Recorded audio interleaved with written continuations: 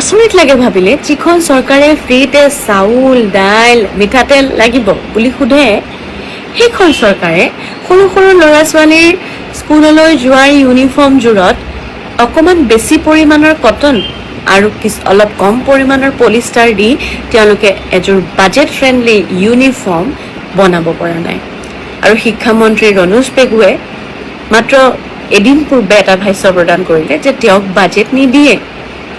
আচৰিত লাগিলে শুনি যে অসম চৰকাৰে শিক্ষাৰ বাবে বাজেট নিদিয়ে, শিক্ষাৰ বাবে পইচা নিদিয়ে, ল'ৰা ছোৱালী স্কুললৈ এই গৰমত পঢ়িবলৈ যাবলৈ কান্দি কান্দি মামা মোক এখন ফেন দিয়া বুলি ক'ব লাগে, মামা মোক এখন দলং দিয়া বুলি ক'ব লাগে, আৰু তাৰপিছত নিজৰ মহাত্মা দেখুৱাই এতিয়া যে কিমান এজন ডাঙৰ মানুহ, মানে কিমান দয়ালু ব্যক্তি, সেইটো দেখুৱাই বাতৰি সম্প্ৰচাৰ কৰি সেই এখন স্কুলত এখন ফেন লগাই দিয়াৰ ব্যৱস্থা কৰি দিয়ে। সেইখন চৰকাৰে পলিষ্টাৰৰ শতাংশ বেছি ৰাখি যিসমূহ বিদ্যালয়ে ইউনিফৰ্ম তেওঁলোকে বিলাই আছে ল'ৰা ছোৱালীৰ মাজত, তেওঁলোকৰ কথাখিনি শুনিবলৈ তেওঁলোকে ক'লে যে শুনি পেলাই আমাৰ বাজেট নাই। মই আপোনালোকক এটা বস্তু দেখুৱাওঁ, কি হ'ব, বতাহ সোমাব ওলাব নোৱাৰা হৈ যায় এটা পলিষ্টাৰ কাপোৰৰ ইউনিফৰ্মত। Polyester is a synthetic plastic fibre, unlike কটনৰ দৰে নহয়। সেইবাবে ই বতাহ ওলোৱা আৰু সোমোৱা, এয়াৰ টু চাৰ্কুলেট ফ্ৰীলি, ভালকৈ বতাহ ওলোৱা সোমোৱা কৰিব নোৱাৰে। আৰু তাৰ বাবে গৰমৰ এটা traps a layer of warm moist air right next to the skin. ছালতে গৰম হৈ পৰে ভাববোৰ, কাৰণ ওলাই যাব নোৱাৰে। Chafing and rashes, because it does not absorb sweat, কাৰণ ই ঘাম শুহিব নোৱাৰে, মইশ্চাৰটো থাকি যায় আৰু সেইবাবে বেছি গৰম হৈ পৰে। In hot and humid weather this creates a prime environment for the heat rashes. আৰু চাফিং আৰু ফাংগাল or bacterial infections হ'ব পাৰে। Chemical sensitivities, the manufacturing of the polyester involves chemicals and dispersed dyes. For students with sensitive skin or conditions like eczema, this can trigger contact dermatitis and intense itching. বহুত বেছি খজুতি হ'ব পাৰে। Order, আমি গোন্ধটোৰ কথা বাদেই দিলোঁ, কাৰণ এজন স্কুলৰ ষ্টুডেণ্টৰ ইউনিফৰ্মৰ পৰা যেতিয়া গোন্ধ আহে তেতিয়া তাত বহুত কথা সোমাই পৰে, আচলতে সামাজিক কথা বহুত সোমাই পৰে। Static and discomfort, high static electricity. Polyester accumulates static charge incredibly easily. This causes the uniform to cling uncomfortably to the body. ছালত লাগি ধৰে, linked to stick to it and can even give students minor annoying static shocks দিব পাৰে, electric শ্বকছো দিব পাৰে এই ধৰণৰ পলিষ্টাৰৰ শতাংশ বেছি থকা কাপোৰৰ বাবে। While polyester is sometimes treated to be the flame retardant, untreated polyester poses a unique hazard around fire. জুই লাগিলে বা জুইৰ পৰা যদি অসুবিধা হয় তেতিয়া বহুত বেছি ৰিস্ক থাকে। What is the smart alternative? এটা গুৰুত্বপূৰ্ণ কথা তুলি আহিছো। If a pure cotton uniform isn't practical due to the budget or maintenance, look for polycotton blend. কিন্তু এই পলিকটনত কটন কিমান থাকিব লাগে? 60% আৰু 40% পলিষ্টাৰ থাকিব লাগে। বাৰু ঠিক আছে, ইয়াৰ যদি ভাইচ ভাৰ্চাও হয়, তাৰ মানে কি হ'ব, ওলোটাটো হ'লেও 40% পলিষ্টাৰ 60% কটন হ'ব, 60% পলিষ্টাৰ 40% কটন হ'ব।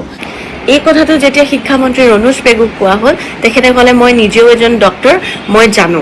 যদি আপুনি জানে তেনেহ'লে সেইখিনি প্ৰথমতে স্কুলে পৰীক্ষা কৰাৰ ব্যৱস্থা আছে নে নাই সেইটো চাই লৈহে আমাৰ ল'ৰা ছোৱালীক পিন্ধিবলৈ আগবঢ়াই দিব লাগে। কাৰণ এইবিলাকৰ নামত কেলেংকাৰী প্ৰথম কথা নহয়, আগতেও হৈ থাকে, আফ্ৰিকাতো হৈছিলে, আমেৰিকাতো হৈছিলে, এতিয়া অসমতো হৈ থাকে। কিন্তু এইবোৰ কথা আমি যদি এখন খুব বেছি প্ৰগতিশীল চৰকাৰে কোৱা যেন শুনো, তেতিয়া আমাৰ দুখ লাগে। কাৰণ আপোনালোকেতো আঁচনিৰ নামত বহুত টকা খৰচ কৰে, আপোনালোকেতো ফ্লাইঅভাৰ, আপোনালোকে ডাঙৰ মিটিং, VIP ট্ৰিটমেণ্টৰ নামত বহুত পইচা খৰচ কৰে। কেইদিনমান আগতে এখন প্ৰি বাজেট আপোনালোকৰ মিটিং হৈ গ'ল, যিখন আগতে চৰকাৰে পাতে, আজিকালি পাৰ্টীয়ে পাতে, বিজেপিয়ে পাতে। গতিকে এনেধৰণৰ কথাবিলাকৰ কাৰণেতো পঞ্চতাৰকা হোটেলসমূহ আপোনালোকে বাছি লয়। ইমানবোৰ টকা নথকাটো নহয়, আপোনালোকৰ ইমানকণ টকা, ইমানবোৰ টকা খৰচ কৰিব পাৰিছে যেতিয়া, লাজ পাব, অকণমান চৰম কৰিব যেতিয়া কয় যে শিক্ষাৰ বাবে আমাৰ ওচৰত বাজেট নাই, আঁচনিৰ বাবে যথেষ্ট বাজেট আছে। গতিকে ঘৰত বহি কাৰোবাক পইচা দিয়াতকৈ যেতিয়া কোনোবা এজন ছাত্ৰ ছাত্ৰীয়ে কষ্ট কৰি ফেন নথকা অৱস্থাত ক্লাছৰুম এটাত বহি থাকে, আপোনালোককেতো বহুত অনুৰোধ কৰে সৰু কণ ল'ৰা ছোৱালীবিলাকে, তেতিয়া ভাবিব যে এইখিনি সৰু ল'ৰা ছোৱালীক কেইযোৰমান কাপোৰ দিবলৈ আমাৰ ওচৰত পইচা নাই, আমি কিমান দুৰ্ভিক্ষ, আমি কিমান দুৰ্ভগীয়া। আমাক সৰুৰে পৰাই শিকোৱা হয় যে আমাৰ আৰাধ্য দেৱতাৰ প্ৰতি কেনেধৰণৰ আমাৰ আস্থা আৰু বিশ্বাস থাকিব লাগে, লগতে আমি আমাৰ নিজৰ দেশখনক কেনেকৈ ভাল পাব লাগে। অৰ্থাৎ দেশপ্ৰেম আৰু আমাৰ আৰাধ্যৰ প্ৰতি আমাৰ আস্থা আৰু বিশ্বাসৰ বিষয়ে সৰুৰে পৰা আমাক বিভিন্ন পাঠ্যক্ৰমৰ জৰিয়তেও তথা আমাৰ পিতৃ মাতৃসকলেও আমাক শিক্ষা প্ৰদান কৰে আৰু তেনেধৰণে আমাক সুনাগৰিক হোৱাৰ পাঠ শিকোৱা হয়। কিন্তু আহি 40ৰ দেওনা পাৰ হ'লেই বৰ্তমানৰ সময়ৰ যি ৰাজনৈতিক আমি প্ৰেক্ষাপট দেখিছোঁ, সি আমাৰ দেশৰ ৰাজনৈতিক প্ৰেক্ষাপটেই হওক বা বিশ্বৰ যি ৰাজনৈতিক প্ৰেক্ষাপটেই হওক, এই ৰাজনৈতিক নেতাসকলক যদি আমি ভালকৈ লক্ষ্য কৰোঁ, তেতিয়া আচলতে আমি উপলব্ধ কৰোঁ, মানে আমি নিজেই মানে অনুভৱ কৰিবলৈ বাধ্য হৈ যাওঁ যে এই আস্থা আৰু বিশ্বাস বা এই দেশপ্ৰেমৰ লগত এই ৰাজনৈতিক নেতাসকলে কেনেদৰে খেলা খেলিব পাৰে। এটা কথা আপুনি ভাবক, মই নিজেও এগৰাকী প্ৰতিৰক্ষা পৰিয়ালৰ সদস্য হয়, জানো যে আমাৰ ঘৰৰ সদস্য সদায় সীমাত পহৰাদাৰ কৰি থাকে, দেশপ্ৰেমৰে সদায় উদ্বুদ্ধ হৈ থাকে। আমাক শিকাব নালাগে দেশপ্ৰেমৰ বিষয়ে, কিন্তু অতি ক্ষোভেৰে সৈতে কৈছোঁ যে ভাৰতীয় জনতা পাৰ্টিটো এনেকুৱা এটা আচলতে মানে ভাষাৰে বৰ্ণনা কৰিব নোৱাৰা এনেকুৱা এটা নিকৃষ্ট দল, যিটো দলে অপাৰেশ্যন সিন্দুৰৰ সময়ত যি 6জন সৈনিক শ্বহীদ হৈছিল, তেওঁলোকৰ জীৱন বলিদান দিছিল তেওঁলোকে দেশৰ বাবে, সেই 6জন সৈনিকৰ কথা এই বিজেপি চৰকাৰৰ ৰক্ষামন্ত্ৰী ৰাজনাথ সিঙে লুকুৱাই ৰাখিলে। আনকি সদনতো তেওঁ মিছা মাতিলে এইবুলি যে অপাৰেশ্যন সিন্দুৰৰ সময়ত ভাৰতৰ সৈনিকৰ কিবা ক্ষতি হৈছিল নেকি। তাৰ উত্তৰত তেওঁ কৈছিল যে নাই হোৱা। তেতিয়া বাকীখিনিয়ে মেচ থপথপাইছিলে। কিন্তু আজি 2-3 দিনৰ আগত ৱাৰ মেমৰিয়েলত এই 6জনৰ নাম লিপিবদ্ধ কৰা হ'ল। কেনেকৈ লিপিবদ্ধ হ'ল? যদি অপাৰেশ্যন সিন্দুৰত এই 6জন সৈনিকৰ মৃত্যু হোৱাই নাছিল, তেতিয়াহ'লে কেনেকৈ ইয়াত নাম খোদিত হ'ল? ইমান ফাঁকি, ইমান জিয়া ফাঁকি এখন চৰকাৰৰ এজন ৰক্ষামন্ত্ৰীয়ে পবিত্ৰ সদনত ইমান মিছা কথা কয়। যেতিয়া তেওঁলোকে তেওঁলোকৰ স্বাৰ্থৰ বাবে ইমান মিছা কথা কয়, তেতিয়া সৈন্যবাহিনীয়ে বা সৈন্যবাহিনীৰ পা পৰিয়ালে বা অন্য নাগৰিকে দেশপ্ৰেমৰ দোহাই দি থাকিলে কেনেকৈ হ'ব আপুনি কওকচোন। দেশপ্ৰেম কি কেৱল সৈন্যসকলৰে দায়িত্ব নেকি, নে অন্য সাধাৰণ নাগৰিকসকলৰ দায়িত্ব নেকি? ৰাজনৈতিক নেতাসকলৰ কি দায়িত্ব নহয় তেওঁলোকে তেওঁলোকৰ ক্ষমতা ৰক্ষা কৰিবৰ কাৰণে ইখন ৰাষ্ট্ৰ সিখন ৰাষ্ট্ৰৰ লগত তেওঁলোকৰ সুবিধা অনুসৰি তেওঁলোকে যুদ্ধ কৰিব, তেওঁলোকে মত বিনিময় কৰিব, তেওঁলোকে বন্ধুত্ব স্থাপন কৰিব, একমাত্ৰ তেওঁলোকৰ ক্ষমতা সুৰক্ষিত কৰাৰ স্বাৰ্থত। আমি পাহৰা নাই পুলৱামাৰ সেই 40জন সৈনিকক যে 360 কেজি RDXৰ দ্বাৰা উৰুৱাই দিয়া হ'ল। আমি পাহৰা নাই সেই সৈনিকসকলৰ নামত 2019 চনত লোকসভাৰ যি নিৰ্বাচন, সেই নিৰ্বাচনত নৰেন্দ্ৰ মোদীয়ে ভোট ভিক্ষা কৰা আমি পাহৰা নাই। তেতিয়াহ'লে দেশপ্ৰেমৰ অৰ্থ কেনেকুৱা হ'ব পাৰে যে ৰাজনৈতিক নেতাৰ কুচক্ৰান্তত সৈনিকসকলে মিছামিছি দেশপ্ৰেমৰ দোহাই দি জীৱন বলিদান দিব নেকি? এইটো এটা ডাঙৰ প্ৰশ্ন। আজিৰ তাৰিখত ৰাজনৈতিক নেতাই নিজৰ স্বাৰ্থত ইখন দেশৰ লগত সিখন দেশৰ তেওঁলোকে যুদ্ধ বিগ্ৰহ কৰিব আমি দেখি আছোঁ। আজি নেতান্যাহুৱেও কৰি আছে ইৰাণৰ লগত, আজি আমেৰিকায়ো কৰি আছে ইৰাণৰ লগত। কাৰণ অহা অক্টোবৰ মাহত বেঞ্জামিন নেতান্যাহুৰ নিৰ্বাচন আছে। সেই নিৰ্বাচনত যদি তেওঁ জয়ী হ'বলৈ হয়, একমাত্ৰ ৰাস্তাটো হৈছে যুদ্ধ। তেওঁ ইৰাণৰ লগত যুদ্ধত লিপ্ত হৈ থাকিব লাগিব, নহ'লে তেওঁৰ বিপৰীতে 3টা দুৰ্নীতিৰ কেছ আছে, যিকেইটা কেছত তেওঁ যদি কেনেবাকৈ হাৰিবলৈ হয় ইজৰাইলৰ নিৰ্বাচনত, তেতিয়াহ'লে তেওঁ হয়তো উৰেটো জীৱন, বাকী থকা জীৱনখিনি তেওঁ জেলৰ ভিতৰত থাকিব লাগিব। ঠিক তেনেদৰে ডনাল্ড ট্ৰাম্পৰ ওপৰতো অজস্ৰ ঘটনা পৰিঘটনা আছে, অজস্ৰ কেছ আছে। গতিকে তেওঁ যদি এই মধ্যৱৰ্তীকালীন নৱেম্বৰত যি মধ্যৱৰ্তীকালীন নিৰ্বাচন আহি আছে, তাত যদি তেওঁ জিকিবলৈ হয় বা পৰৱৰ্তী সময়ত যদি পুনৰ তেওঁ ৰাষ্ট্ৰপতি হৈ থকাৰ এটাই মাত্ৰ ৰাস্তা আছে, সেইটো হৈছে যুদ্ধ। আমি এতিয়া দেখিছোঁ লাহে লাহে সিদিনাখনি পাকিস্তানৰ আপোনাৰ প্ৰধানমন্ত্ৰীগৰাকীয়ে ইয়াছিৰ মুনি নেকি নামটো মই পাহৰি গৈছোঁ একজেক্টলি, তো তেওঁ ভাৰতক ধমকি দিছে। তাৰমানে লাহে লাহে 29ৰ নিৰ্বাচন আহি আছে। আজি আমি দেখিছোঁ যে মনে মনে পাকিস্তানৰ ডেলিগেটৰ লগত ভাৰতৰ ডেলিগেট ৰাম মাধৱতে মনে মনে বাৰ্তালাপ কৰিছে। এই কথাখিনিও আমি দেখি আছোঁ। এওঁলোকে মনে মনে কথা পাতি সৈনিকক বলিদান দি যুদ্ধ বিগ্ৰহ কৰি এওঁলোকে পুনৰ শাসনলৈ অহাৰ কূটকৌশল ৰচনা কৰিব। ভিডিঅ'টো দীঘল হৈছে, তথাপিতো আপোনালোকে চাব। দ্বিতীয়তে ৰাম মন্দিৰৰ কথা কৈ কৈ এওঁলোকে শাসনলৈ আহিলে।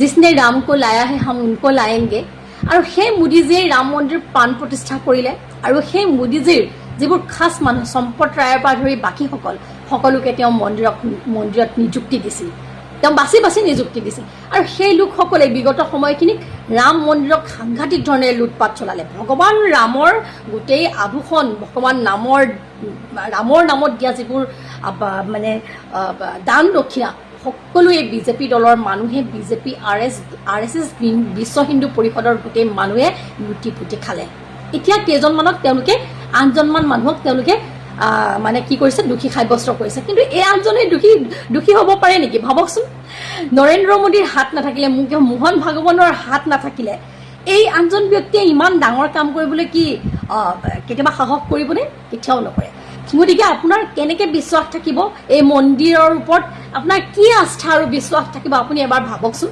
যি অসমৰ মৃত্যুঞ্জয় মন্দিৰক লৈ ইমান বিতৰ্ক হৈ আছে তাৰ পূজাৰীয়ে বিতৰ্কৰ সূচনা কৰিছে নানান ধৰণৰ কথা কৈ আছে আমি দেখি আছোঁ এই মন্দিৰ এটা ব্যৱসায়ৰ এক থলীলৈ ৰূপান্তৰিত হৈছে সেয়ে আমাৰ মনত আচলতে মন্দিৰৰ প্ৰতি কোনো শ্ৰদ্ধা ভক্তি নোহোৱা হৈছে এটা ঐশ্বৰিক শক্তি আছে সেই ঐশ্বৰিক শক্তিক আমি সকলোৱে শ্ৰদ্ধা কৰোঁ তাৰ বাবে আমাক মন্দিৰ মছজিদৰ প্ৰয়োজন নাই সেই সকলোতে আছে মানুহৰ হৃদয়তো আছে প্ৰত্যেকৰ ইচ্ছা কৰিলে প্ৰত্যেকৰ ঘৰে ঘৰেও আছে তাৰ বাবে আমি মঠ মন্দিৰলৈ গৈ দান দক্ষিণা দি এটা শ্ৰেণী সি মছজিদত থকা কি বুলি কয় মই নাজানো বা গীৰ্জাত থকা কি বুলি কয় মই নাজানো বা মন্দিৰত থকা মই পুৰোহিত শ্ৰেণীটোৰ কথা কৈছোঁ মই সকলোকে কৈছোঁ এই শ্ৰেণীটোক বিনা পৰিশ্ৰমে তেওঁলোকক আমি ইমান ধনী কৰিব নোৱাৰোঁ আমাৰ আস্থা আৰু বিশ্বাসৰ ওপৰত তেওঁলোকে যি খেল খেলিলে ৰাম মন্দিৰৰ দ্বাৰা তেওঁলোকে যি প্ৰমাণ কৰিলে তেওঁলোকে মধ্যপ্ৰদেশৰ উজ্জয়িনৰ মহাকাল মন্দিৰত যেনেদৰে লুটপাট চলালে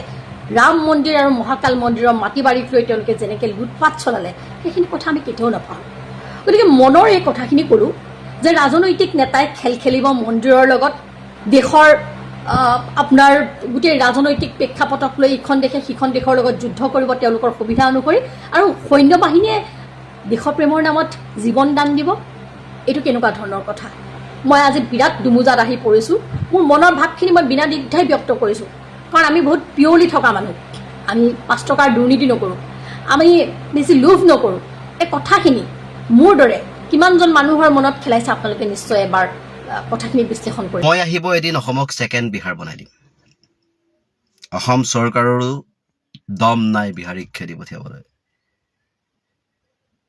বিহাৰী কি খাৰু পিন্ধি আছে নেকি বিহাৰীৰ দম দেখা নাইতো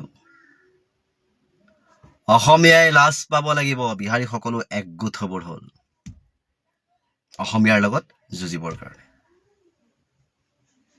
এজন কাৰ্বি আংলঙৰ বিহাৰী যুৱকৰ এই মন্তব্য অসমত থাকি ছেকেণ্ড বিহাৰ অসমক বনাই দিব বিহাৰীয়ে খাৰু পিন্ধি থকা নাই আৰু কোনোবা এজনে আজি কেইদিনৰ আগত ডাইলগ মাৰি গ'ল এক বিহাৰী চৌপে ভাৰী এজন বিহাৰীয়ে 100জনক একেলগে বধ কৰি দিব পাৰিব গতিকে আমি কাক পুহি আছো কিয় পুহি আছো কিহৰ কাৰণত পুহি আছো এই কথাটো আমি জানোনে আমি এটা ধৰ্ম গৰিষ্ঠ কৰিবৰ কাৰণে জাত পাত নথকা বিজতৰুৱা ৰাস্তাই পদূলিয়ে হগা এটা জাতিক আনি পেলাই আমি কি কৰিছো আমাৰ জেগাত সুবিধা দি কি কৰিছো এটা লেতেৰা জাতিক আমি সুবিধা দি কি কৰিছো আমাৰ মূৰৰ ওপৰত বহুৱাই লৈছো আৰু আমি অসমত কি কৰি আছো হিন্দু মুছলমান মিয়া অসমীয়া এইখিনি কৰি আছো আৰু এফালে বিহাৰী মানুহে আমাৰ মূৰৰ ওপৰত উঠি পেলাই দুইখন ভৰি দি আমাৰ মুখত হাগি আছে হয়নে গতিকে এই খেচেৰা এই কুত্তাৰ বাচ্চা এই জহৰা পোৱালি বুলি কয় যে অসমীয়াত এই জাতটো আমাৰ নিজৰ অসমীয়াৰ কথা কৈ আছো মই দেই নিজৰ অসমীয়া জাতটোৰ এই একাংশ এই মূৰ্খৰ কাৰণে আজি অসমৰ অৱস্থা এনেকুৱা হৈ আছে কিয় গম পায় আজি কোনোবা বিহাৰী এনেকুৱা এজন মানুহ আছে মোৰ অসমত অসমীয়া মদৰতে দিনে ৰাতিপুৱা থাকিব এজন বিহাৰী যদি 500 টকা দি অসমীয়া এটাক দুচৰ মাৰি দিবলৈ কয় তেওঁ মাৰি দিব আছেনে নাই আপোনালোকে দেখিছেনে নাই গতিকে এই তেনেকুৱা একাংশ মানুহৰ কাৰণে আজি সেই বহিৰাগত আজি সেই দুটকীয়া লৈ পেলাই অসমলৈ অহা 2 টকা লৈ অসমলৈ অহা সেই বিহাৰীৰ আজি দপদপনি কিন্তু গতিকে হকিয়াই দিয়া হৈছে সাৱধান কৰি দিয়া হৈছে মোৰ ইয়াতো বহুত বিহাৰী ভাই বন্ধু আছে কিন্তু এনেকুৱা মন্তব্য শুনা নাই গতিকে আপোনালোকৰ এজন মানুহৰ এটা মন্তব্যৰ কাৰণে কিন্তু অসমৰ চুকে কোণে কৰবাত বিহাৰী মাৰ খাই যাব খাৰু পিন্ধি থকা নাই আমিও গম পাইছো কিন্তু অসমীয়ায়ো খাৰু পিন্ধি থকা নাই। এটা ঘোচাত মানে আগফালৰ দাঁত পিছফালেদি উলিয়াই দিব পৰা কেপাচিটি অসমীয়াৰ হাতৰ মুঠিত আছে। কিন্তু অসমীয়া খাৰু পিন্ধি বহি থকা নাই। অসমীয়া এটা ভদ্ৰ জাতিৰ কাৰণে নিমাত হৈ বহি থকা হৈছে। কিন্তু যেতিয়া অতিকে জোকাই থাকিলে ভতুৱা কুকুৰৰো খং উঠি যায়। খং উঠাৰ সময় আহি আছে অসমীয়াৰ। আৰু এই গৰম মানে মাৰাত্মক গৰম, এনেকুৱা গৰমত এনেকুৱা কথা বতৰা সহ্য নহয়। কিন্তু সঁচা কথা কৈছোঁ, মন্তব্যবিলাক বহুত ডাঙৰ কৰি দিবলৈ মন নাযায়। কিন্তু মুখৰ আগত পালে হয়তো প্ৰাণ আৰু ঘূৰাই পোৱাৰ আচলতে চেষ্টা নাথাকিব। শেষ কৰি পেলোৱা হ'ব এনেকুৱাবিলাক আচলতে মন্তব্য কৰা মানুহক, এনেকুৱা উচতনিমূলক মন্তব্য দিয়া মানুহক। ক'ত সাহস কৰিছ? কাৰ ঘৰত থাকি কাক মৰাৰ, কাক দম দিয়াৰ ভাবুকি দিয়াৰ সাহস কৰিছ? চালা হাৰামজাদা, মানুহ চিনি পোৱা নাই? সাৱধান কৰি দিয়া হৈছে, সাৱধানে থাকিবলৈ কোৱা হৈছে এই বহিৰাগত, এই বিদেশী একাংশ লোকক, যি অসমত আহি নিজক অসমীয়া বুলি মানে জোৰ জবজ সজাব খুজিছে আৰু অসমীয়াক ভৰিৰে মোহাৰি তল পেলাব খুজিছে।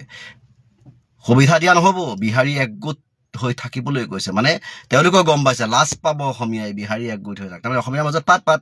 অসমীয়া আজি নিজৰ আমাৰ হিন্দু ধৰ্মটোৰ মাজতে ফাট। কোনোবা উচ কোনোবা নিচ। গতিকে আকলবোৰ মৰিয়াই মগজ ঘোলা কৰি দিম, নহ'লে মগজ উলিয়াই বাহিৰত পেলাই দিম। যদি মগজ শুদ্ধ কৰ, সোনকালে শুদ্ধ কৰ। নিজক নিজে ঠিক কৰ। অসমীয়া হিন্দু এইটো পিছত কৰিবি। নিজক আগত মানুহ বনা প্ৰথম।